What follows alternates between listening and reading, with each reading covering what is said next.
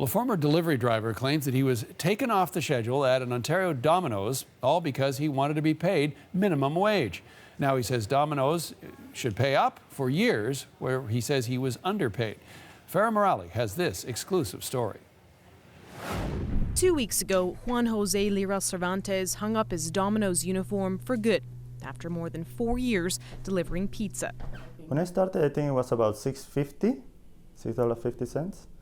And then it went up to $7 an hour. And then just last February, it went up to $8 an hour. Cervantes says he was hired by this franchise in Mississauga as an independent contractor, meaning he wasn't entitled to minimum wage like an employee.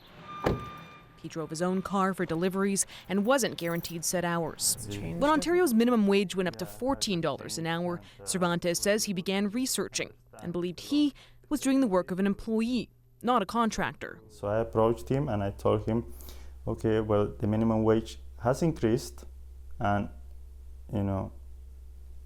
I would like to know if I'm entitled to minimum wage. Cervantes says he was told by his boss that wouldn't happen. He then filed a claim with the Ministry of Labour. More than a month later, he says he was taken off the work schedule. I was paid $5 an hour. Cervantes isn't alone.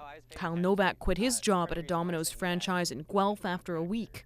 I was being treated as an employee, but I wasn't being paid as an employee. And I found that discrepancy pretty unfair. He filed a claim to the Ministry of Labour and was awarded a few $100s in back pay. An independent contractor is more like a freelancer, someone who gets to decide when and how they do their work. This employment and labor lawyer says delivery drivers often should be designated employees. They have to appear from 6 to 10 p.m. or whatever the case may be. They don't have the luxury of deciding when they turn off the clock, and because of that, Domino's and other organizations that have delivery services like this, they should be concerned. No one from the Domino's Pizza franchise in Mississauga returned calls from the CBC.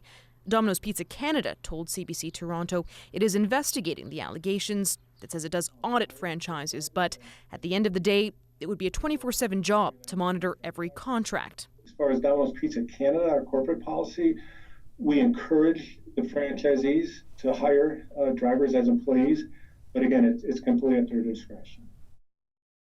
Farah Morale with that report in Toronto. Now, a quick update on that exclusive. Since CBC contacted Domino's Pizza International, Cervantes says he's been receiving phone calls from his boss offering him his position back, including an offer for him to be brought on as an employee. For now, though, he's declining the offer until his ministry claim is settled.